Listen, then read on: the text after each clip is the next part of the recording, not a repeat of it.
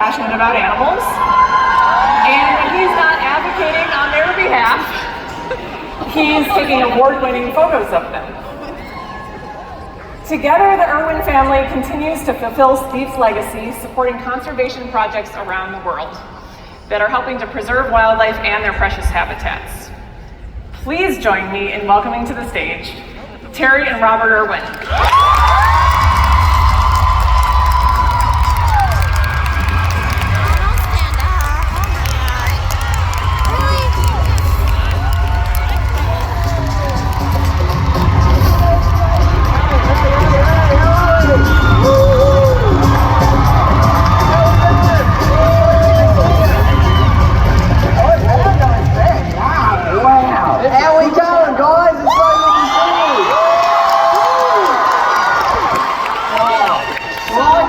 Best looking crowd I think I've ever seen. This is amazing. They are all remarkably good looking. I reckon. They are. Yes. These all told each other beforehand. I know something about someone here. Okay. All right? Yes. Someone here has a tattoo of Steve. Yes. I heard It sounds like maybe more than one person has a tattoo of Steve. And I was very impressed because I don't have a tattoo of Steve. I have a tattoo that says Steve was here.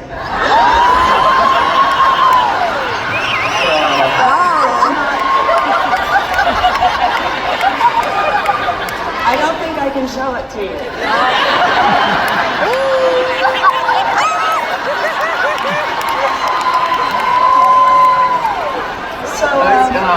Okay, anyway. I am very impressed. That's dedication. I love it. Well done. Awesome. Okay, and so the next Moving on. Can we move on from that for a minute?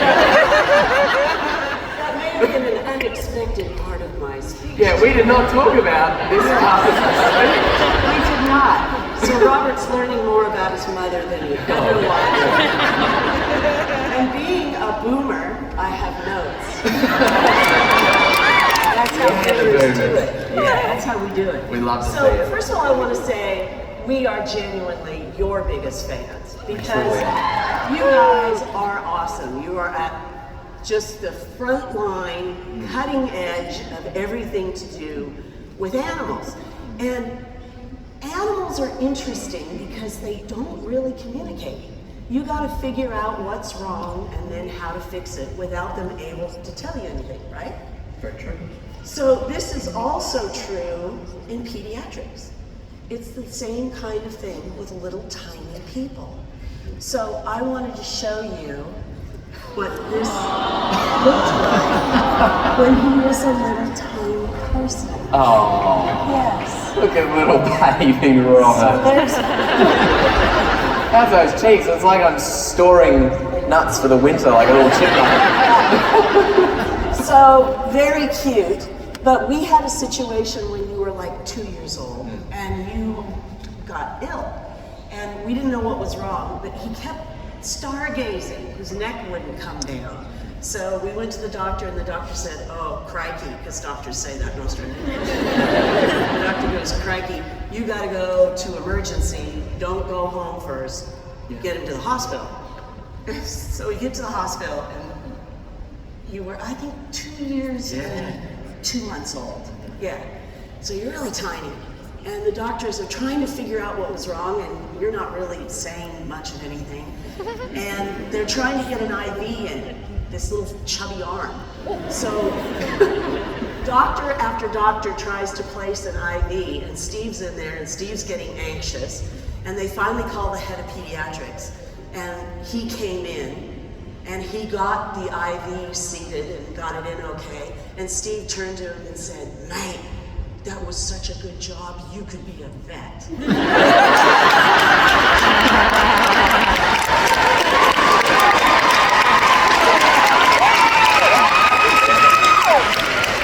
The biggest compliment any medical professional could be bestowed. Totally. I agree with that. But I think I learned a lot about the importance of being able to communicate without communicating. I also learned how important it is to be a role model, because you are a role model whether you know it or not. Whether you're a parent, a teacher, a doctor, a nurse, everyone here in their industry is role modeling people. And I know my story began with my dad. So my dad was, among other things in his life, he was in World War II, he was a police officer, he drove a heavy haul truck. And he'd bring home little animals that needed help. And we would raise them up and then we'd let them go again, because that's what you do with wildlife rehabilitation. I didn't know that's what we were doing. But I remember one time, he took me into my bedroom and he said, look around. Everything in here you love. You've got your bed, a beautiful window, your toys. I was about 8 years old at the time. And he said, if I brought you your food here and took care of you in this room, you would be fine. You would be healthy, you would be safe, you would be fine. But you wouldn't be happy. Very, very true. And I thought, that's the secret. So whenever we would raise a little animal up, I always wanted to keep it. And he would say, you gotta let it go. But that's the secret. I thought it was so profound. And that's what we do together. Steve started Australia Zoo. We have worked together as a family. And it's so important that every living creature is treated with respect. So every animal has acres to roam on. Every animal that comes through our wildlife hospital that can be released back to the wild these are really important things. I love this picture so much. I love it. Don't you love that? Can I just take a minute to go, that's the early. How old were you there? About your age. Can we just take a minute and realise what a boss my mum is?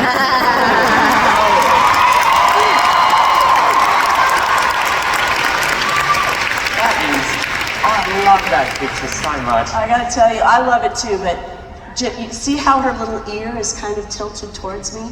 Just a split second after that great photo was taken, she bit me so hard on the head. So Steve and I met back in October of 1991, and Steve said to me, the question you ask everyone who loves animals, what's your favorite animal? And I said, a cougar. Because in 1991, cougars were animals. You're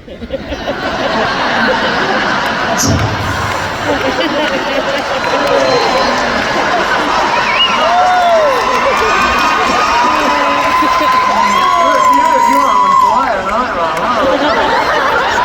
Just dishing it out. But I thought it was so interesting because then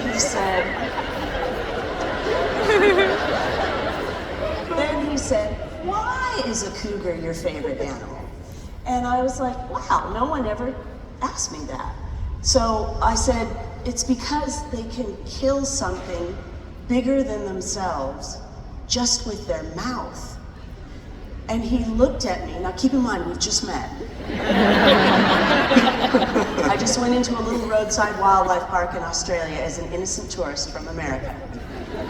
And this guy asked me this question. And I told him why I loved cougars. And he said, all dreamy, that's why I love crocodiles. Oh yeah, oh yeah. So there's Steve with the crocodile. And you can see why he loved them so much. They're just beautiful, amazing animals. But we did really hit it off. And back in America, because I had to go home at some point, back in America, I worked at an emergency veterinary hospital in Eugene, Oregon. Yeah. Yes. To all the veterinary technicians here, way to go. Yeah. Yes, we are kindred spirits. But I learned a lot from watching how the doctors worked and the other techs that worked with me. And some interesting things would happen. I remember one time we got this kitten in, and the kitten had swallowed a sewing needle with thread on it. She'd swallowed it. So we x-rayed it, and it's a little tiny kitten. And here's this needle sideways in her neck. And the chief of staff at the time, Doreen, said, I really don't want to operate on this kitten. And the owners were like, we really don't want to pay for an operation. So she goes, let me just try this. And she got the kitten by the neck and gently manipulated it, and I'll be darned if she didn't push that sewing needle all the way out of that kitten's neck. Wow. Yes, that's what we did. So the needle's out, the kitten's safe, the owners are happy, we're all cheering, and the kitten ate it again.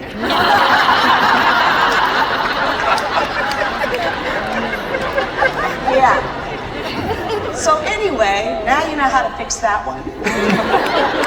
But I also did a lot of work with teaching people about wildlife and so forth.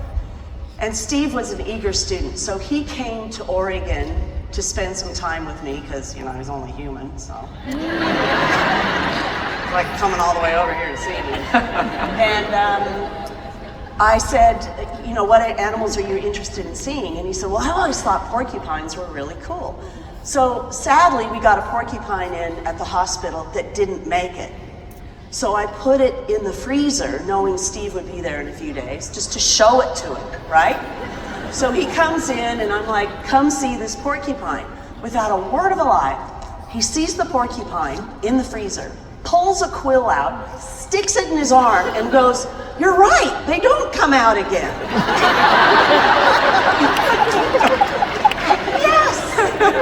Yes, Steve, I was correct. You had to know though, you got to test it out. So you can see why we got married, because he was very clever and they look good in those shorts.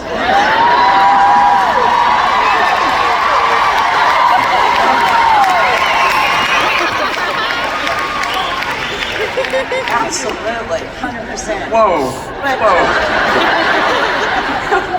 Yes, he is.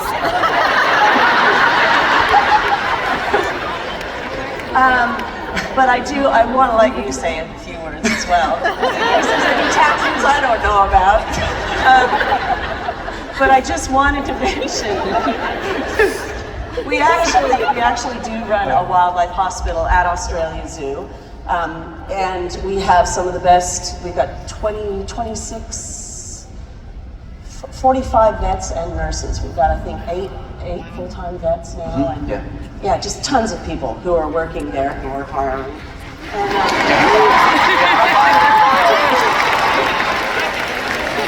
we may be hiring. But the work is incredible, the animals are marvelous, the team is second to none. We opened in 2004, and we've been open every day since. So it's amazing. We've treated over 130,000 individual animals, over 11,000 koalas, thousands of sea turtles. We have so many different animals that come through. But I wanted to give you a glimpse of our wildlife hospital, and then I'll let you have at it. So here's our Australia Zoo Wildlife Hospital. Check it out.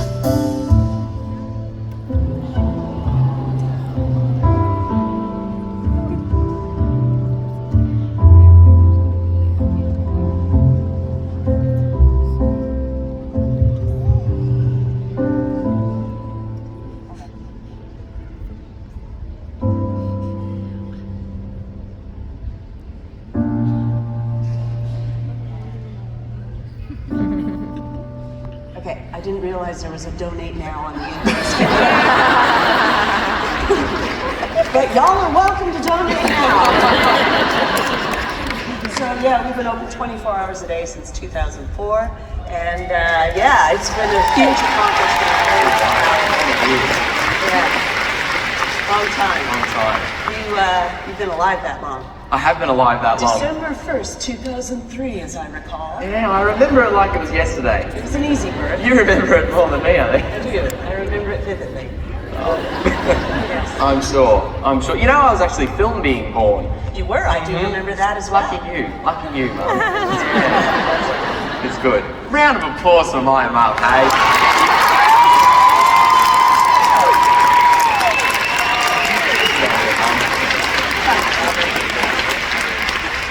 What an incredible legacy that my mum and my dad created for me and my sister Binny to continue, hey? I mean, it is an honour of a lifetime. And I've come to realise through my last 2 decades, just turned 20 about a month ago. Hey, 20s! Whew, that's a scary thought. I can't remember 20.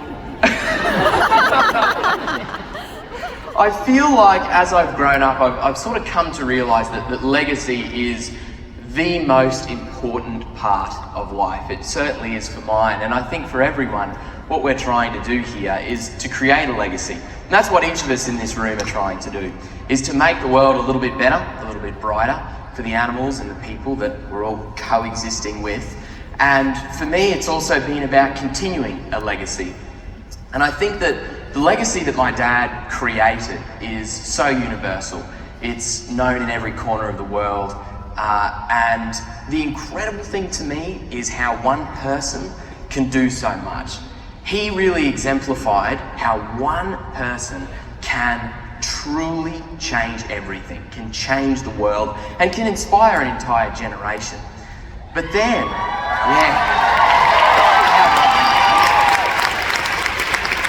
But then after Dad passed away, it was once again one person, one individual who picked up where he left off and made sure everything that he lived and died for continues. And that one person is right here.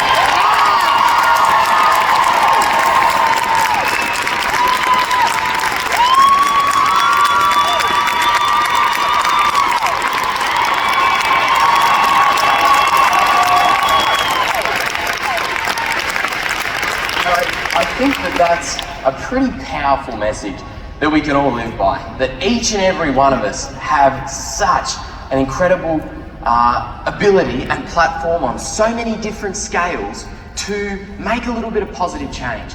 And it really starts at the smallest of levels. I was always taught growing up that you treat everything the way you wish to be treated, people and animals. That is the way to live. And that's the way we all live, I think. It's the way we all need to go about life.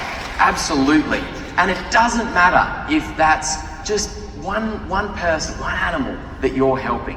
It's just about starting with that individual. Our wildlife hospital, which is 20 years strong now, started by helping out that one individual koala, which turned into another one, and eventually we're saving entire species. But for me, the veterinary side of things, helping wildlife from a medical side, it's been an important part of my life and part of my upbringing for a very long time. You know, Mum's background, being a vet tech for so many years and being in the wildlife industry. Yeah, here for the vet techs. Woo! I really learned the importance of just treating what's in front of you and having that care and compassion for the individual animal. And of course at Australia Zoo and at the Australia Zoo Wildlife Hospital, that's not just about our beautiful native wildlife that we help to protect, but it's also the animals that we have at our wildlife sanctuary. So the amazing thing in my life, it's become so much more and such a broad thing. I get to one day help out feeding a crocodile or helping an injured snake, and then the next day I'm doing a dental checkup on a red panda. This is one of our beautiful little red pandas, having a little look. And then the next day it might be in there having a look at kookaburras One of the most common animals we see at our wildlife hospital are birds. Kookaburras, you know, the you know those ones? Yeah, that's my kookaburra impression. What do you reckon? They are an interesting bird because they'll fly from tree to tree, but they don't fly like this. They fly like that. When they fly from tree to tree, they swoop. And so if there's a road in the way, boom, they always get hit. And so our hospital, it's a place where we treat so many different injuries. Most of what we see ends up being cars, roads. That is what we see all too often. But it can come in the form of so many different injuries and diseases that animals will come in with. And all too often, that is human caused and human related. And we are here to just lend a helping hand to the individual, give them a little bit of support, and give back to the species. Because every single animal that you get back into the wild or back into the household, it means so much to that animal's family, or in a wild situation, to our environment. Every koala that we put back for an endangered species, that is the future. So it's incredibly important. And I feel so honoured that I get to stand for such an important cause and to continue a legacy that means so much for people and wildlife all throughout the world. It is the honour of a lifetime. But being somewhere like this here tonight, I realise just how many allies we have on our side, caring for the animals of planet Earth. It really warms your heart.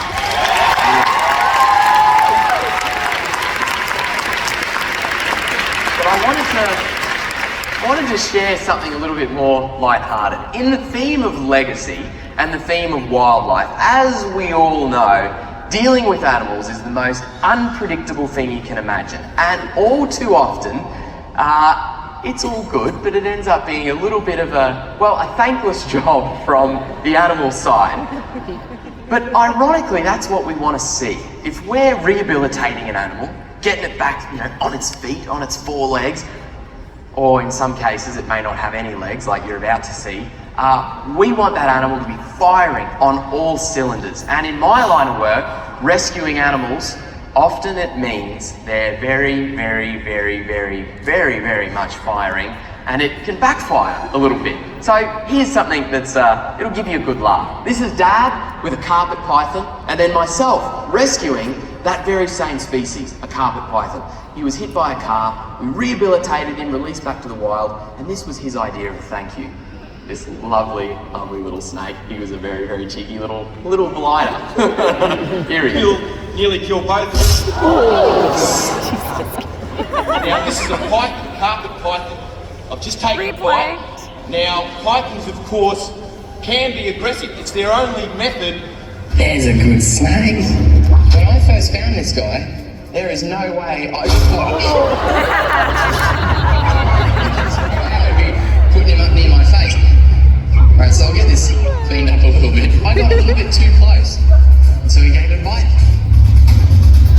They've got extremely sharp teeth. It's like little needles. You can see the size of his mouth too, so he must have gone top teeth there and bottom teeth there. Hopefully he didn't get my eyeball. That's awesome. Alright, there you go, mate.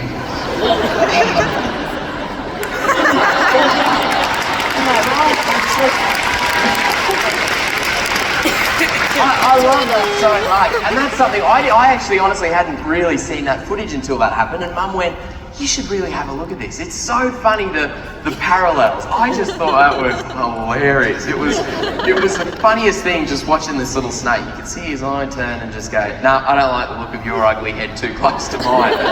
But the reality of it is when something like that happens, it's never the animal's fault. It's never the animal's fault. It is our job to rescue and rehabilitate wildlife. And sometimes that can come with its interesting and hairy moments, but it's all about the animal. It's all about having the utmost respect for them. And Dad had that. He didn't mind if a snake was grabbing him on the face. He was still going to rescue it just the same. It just didn't matter. And I think that is something that I live by every day. You've got to realise that sometimes, what you're looking for is a good, healthy, strong animal, and sometimes that means that it's going to bite you on the face, but it's all good. And I still have my eyeball, so it's no worries at all. Now, For me, the interesting thing, being really quite young, starting my journey, I'm only 2 decades in, and with any luck, a whole lot of decades in front of me. And for me, you know, I look at so many problems that face our planet, not just from the individual perspective, the animals that we save at our wildlife hospital, or the conservation awareness that we create through our beautiful family of animals at our Australia Zoo sanctuary. You know, I'm also really passionate in looking at the broader picture and some of the big issues that face the world. One of these huge wake-up calls that we received a couple of years ago now was the bushfire crisis in Australia. We all remember that, when those huge fires came through and wiped out so much of our precious bushland. And that was a great reminder for me to really think about hope. That even in the face of seemingly insurmountable odds, there is always hope. Always. And we need to surround ourselves with people that lift each other up. And we need to always hang on to hope. Yes, our planet is going through a really tough time. And yes, every day when you go to work, it's not all roses. You don't get to have a win every single day.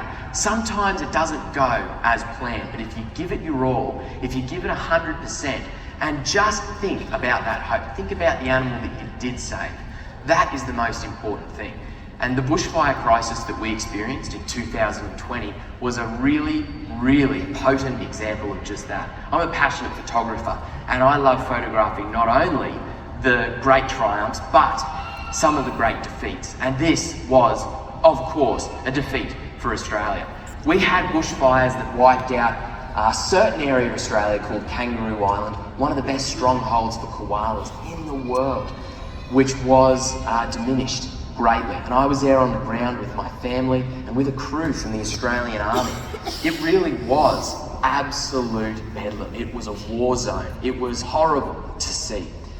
But on the other side of that devastation, this entire place, this entire island came together for the koala, for their icon, and in turn, all of the animals that called this habitat home.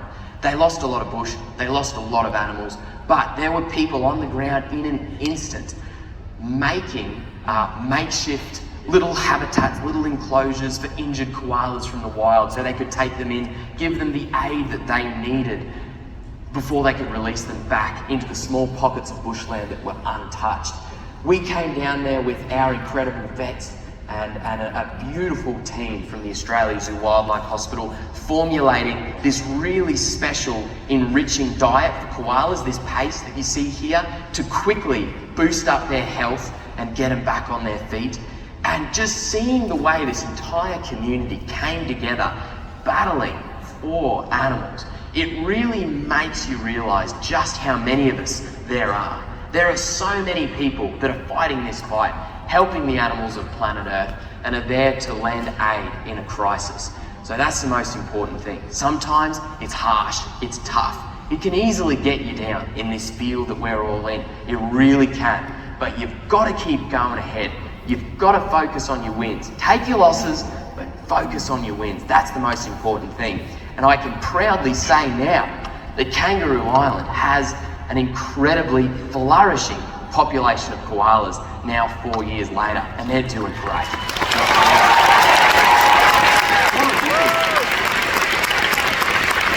What a massive win for an endangered species. It's really important. But what goes hand in hand with what we do helping animals, you know, it's also about research. And anyone who is in the veterinary field, I mean, they've done a heck of a lot of studies. Science and research goes in to helping our animals, whether that's wild animals, whether that's pets, whether that's our environment. It's all about understanding the world around us. And that has become a big passion for me, is the research side of what we do. We have research programs with everything from koalas to sharks to crocodiles.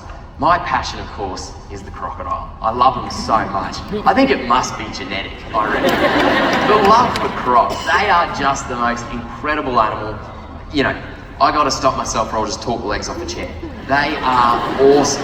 And our crocodile research is at the forefront of really global animal science. We have the longest running telemetry study of any animal in the world, any individual animals anywhere, on crocodiles. And this was something that my dad started decades ago. He and Mum would be out there in the bush catching crocs, working with the University of Queensland, my home state in Australia, to do groundbreaking. There's someone from UQ here. There's a University of Queensland alumni in our midst. Working on learning more about this animal to protect them. Because koalas, they're a pretty easy sell. Protecting crocs, this animal that's got huge razor sharp teeth, 3,000 pounds per square inch of jaw pressure. I mean, that's a hard animal to get people to fall in love with. I think Dad was the first person in the world to do just that. But what he was doing behind, yeah, give it up for that, hey? How awesome. What he was doing behind the scenes was research, was understanding more about these animals. In fact, he even earned a posthumous honorary professorship for his work with crocodiles. He was a science-minded human being, and Mum, of course, led the way, led the charge with crocodile research. And I want to show you guys just how fun science can be. If anyone ever gets you down, if anyone ever says that research and science work can be a bit boring, all that study, show them this. This is how awesome science can be. This is croc science. In the wild, catching one of the biggest crocs ever, Drew, using the same methods that Dad came up with 40 years ago. Well, hello everyone. What an incredibly exciting day. And first of all, what a massive privilege to be able to lead this capture. So today, of course, we've got Drew. We're going to go for 3 12mm top jaw ropes. Because he's a bloody big head. That gets us to the sides.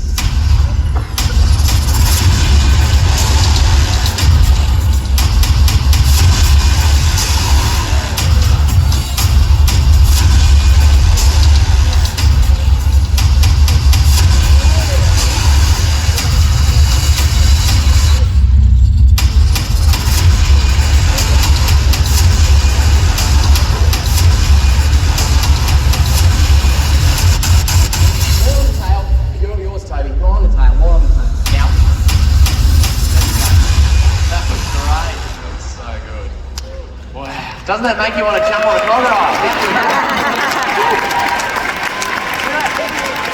That's awesome. So that's what science can be. It's really fun. You saw those little tracking devices there to place on the crocodile, and all of that happens in minutes. Very quick, incredibly precise, and Dad came up with this perfect technique to really nicely, gently, quickly catch a croc, release it, and bob to your uncle. Now, I want to... You can give that a go, but no. You've got to be very, very much, have full respect for the animals that you're working with. That's the most important thing. And I want to leave you on a very, very, very exciting note. As I mentioned with Legacy, it's what we're all about. And for me, this was a really, really, really big win that we recently had at Australia Zoo at our beautiful, beautiful animal sanctuary, where we were able to successfully breed the first Irwins turtle. Yeah. Way back when, decades ago. Dad discovered a brand new species of turtle that was later named after him. We finally managed to rescue a few individuals from the wild. They're really at the mercy of things like dams and human-related issues. We were able to rescue them, bring them into Australia Zoo, and hatch our very first little hatchling Irwins turtle. This is a beautiful video that I want to leave you with. A massive milestone in continuing the legacy of the greatest wildlife warriors on the face of the earth, my mum and dad. Check it out, eh? This is one of the highlights of my entire life and one of the most special moments ever for Australia Zoo. This is the very first Alsaea irwini, Irwin's turtle, ever hatched for any zoological facility anywhere in the world. This species is a turtle that Dad originally discovered out in the wild. And for the first time, we've got a little baby And right now, he's gonna get his first swim in a brand new pond. This is a little slice of the wild. Let's get him in the water. There you go. It's just so surreal. And all the stories from Dad about just how amazing and beautiful they are. I don't get emotional about it. Dad would be stoked with that. We did it.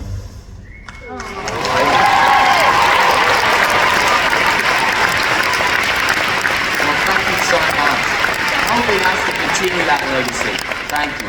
And on that note of turtles, I think we've got a few very special guests. Oh, yes. Very special guests. In fact, the most special guests, I would argue. Yes, very, very much VIPs that we would love to show you guys. Does that sound good? Let's do it, hey? Okay, so. We've got Brevard Zoo. We do brought indeed. some of their friends. They have, have. they have been Come on so out, guys. kind Come on to out, bring meet us your friends. a couple of Florida locals. Hey, Oh, come here, little buddy. hello, Indigo, how you doing? Hello. Maleficent. You're We've more got- dangerous than you look. We've got Iris and Maleficent. Yes. Maleficent is a Florida box turtle. We've got an indigo snake here as well. Aren't they cool? Aren't they just gorgeous, hey? Aren't they little pretty? cutie.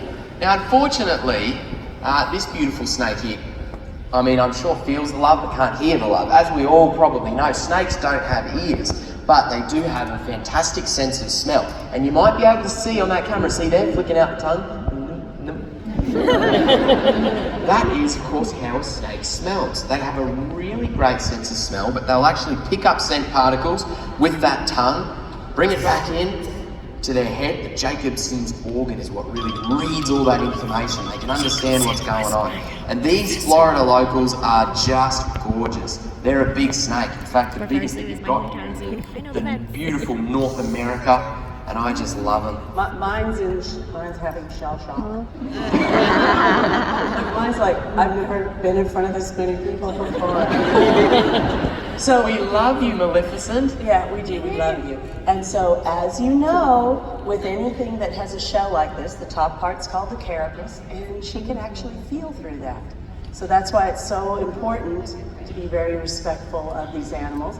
The giant tortoises at the Brisbane Botanic Gardens, sometimes people would put like political messages on them because they were such big tortoises. Oh my God. Yeah, but they can feel, so you can't, anything hot or harmful would hurt them on their shell. So that's what we've been teaching people as well. Very, very important, extremely important with all animals, whether it's the cute and the fluffy little kittens and puppies or a snake.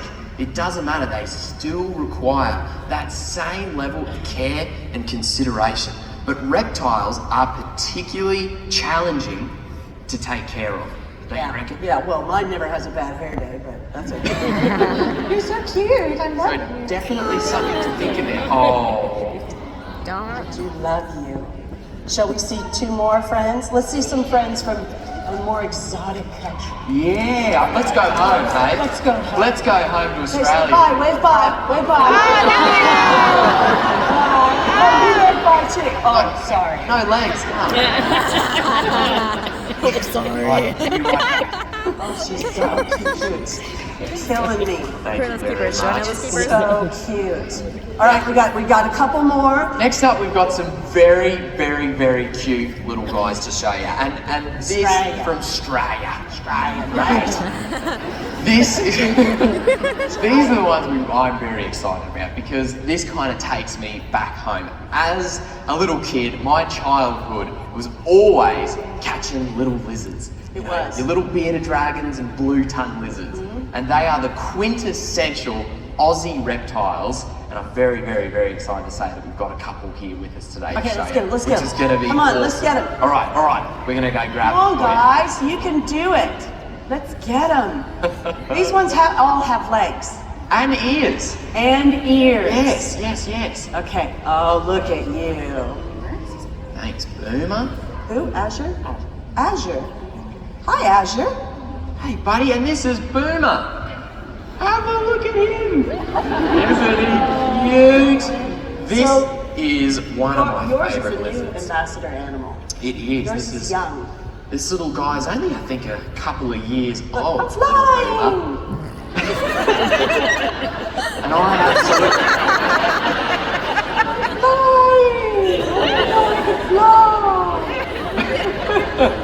You can't fly, dude. I'm sorry. Oh. Look at him putting out his blue tongue. Can you put out your blue tongue? Oh, it's so pretty. How good's that? It's pretty. So this is a northern blue-tongued lizard or blue-tongued skink. Wow. And they are big. They're the biggest of the blue-tongued. He's loving it. Are you allowed to have fun with animals? I think so. I think he is. He's loving it. So that's awesome. Cool. Don't you just love these little lizards? Yours is an egg layer. Is indeed. These guys, the bearded dragon, you can often tell that they're gravid because you can actually see their eggs, which is pretty wild. You'll be able to feel these little lumps, and when they're really, really distended, when that belly's full of eggs, you can see their little eggs there. They'll dig a little hole, they'll deposit them, and the babies are carbon copies of their parents, and they're so cute. And this being a bearded dragon, they've got that little beard right under his head, and you can tell he's very chill because that beard is flat. But if he was grumpy or a little bit afraid, if I was a big predator that was coming at him, he would puff up that beard, he'd look really tough, and he'd show you his teeth, and he'd be very, very tough. Can we not mention when a girl's tummy is very distended?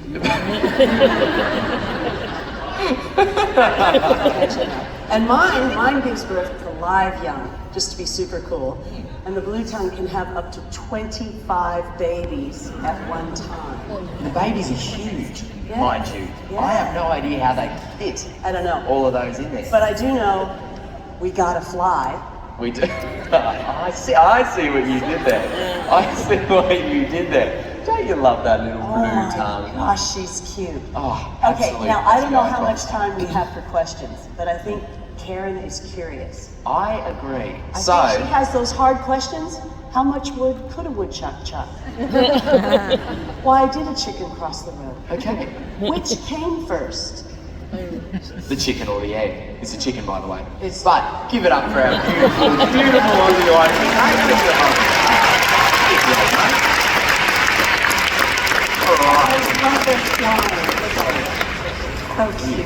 Perfect. Okay, There we go. I don't know Thank if you. we have time for the meaning of life stuff, but Right, we're down to just a couple of minutes here, so we have time for maybe one or two questions. all right. Awesome. Hard to pick just one question to ask you here, but I think I'm going to have you talk a little bit about just the stress that is involved in the work that we do, and if you had just one bit of advice to share with the audience here, knowing just how involved their jobs are, the day in, day out stress of caring for animals and the people that are around them, what advice would you give to our audience? It's a great question. It's a Are really you the good. advice lady? Well, you have given me all of that sage advice throughout my Well- life. I'm going to let you lead us, No, you go and then ahead. I'll back it All up. right. Okay. Well, Robert did touch on it, so I'll touch on it as well, which is something Bindi tells me all the time. Every time I have a win, I lament the things that are left to do. She says, revel. Just revel when you have a win. So my big problem was old guys. It's a problem.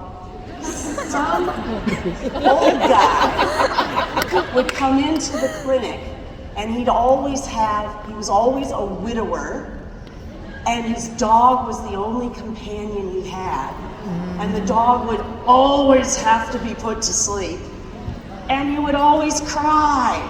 That was my problem. I couldn't handle the crying old guys, and it would make me so devastated. Yeah.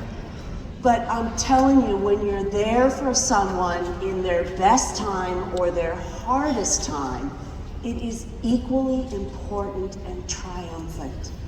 So give yourself a pat on the back when you've had the toughest day you've ever had, and then revel in the good part. Revel in the thing you fixed. Genuinely.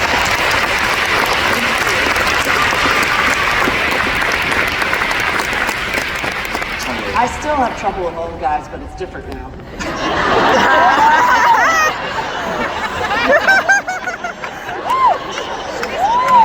Basically, no one got it. Oh my gosh. Where do we go from here? I mean, yeah. All right, time for one final question. One final question. You should. Oh, mate, I don't know. I don't know how I'm going to top that. I think we should move on from that.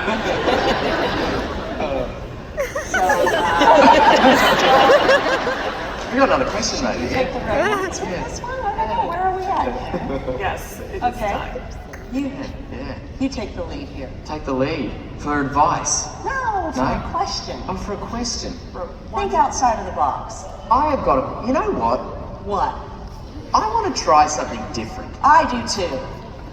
I would actually like to ask you guys a question.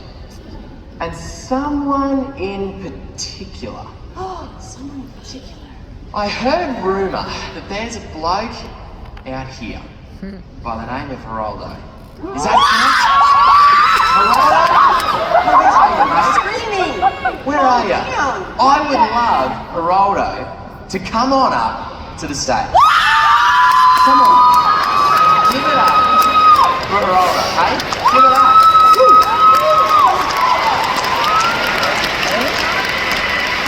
There is a very important reason for this question. Absolutely. Oh my God. Come on up.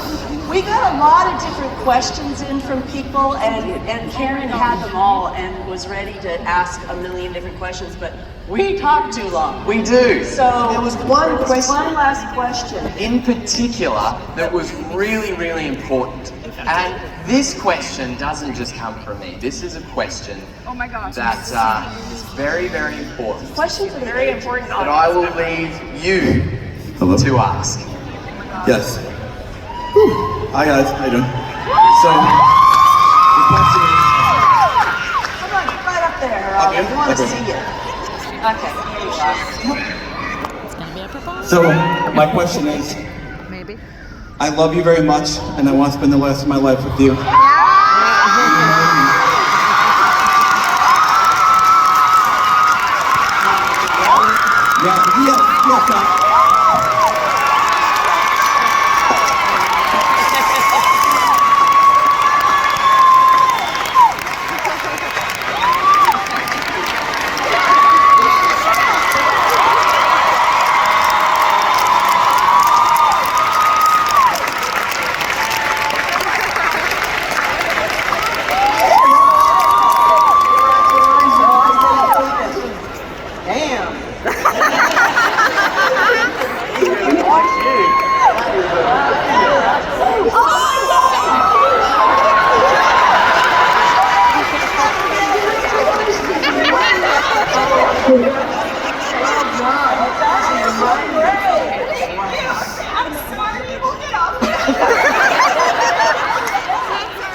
Where's the honeymoon?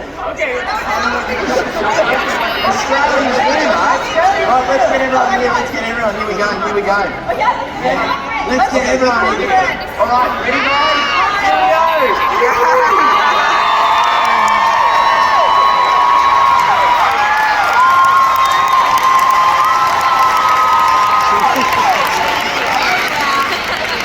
Got it? We got it. Right. Congratulations. She's so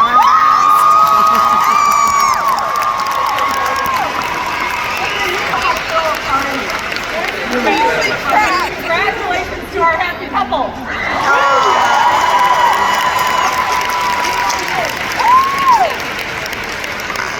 All right, I've been given very strict instructions to provide you with strict instructions for getting out to the drone show that is happening this evening.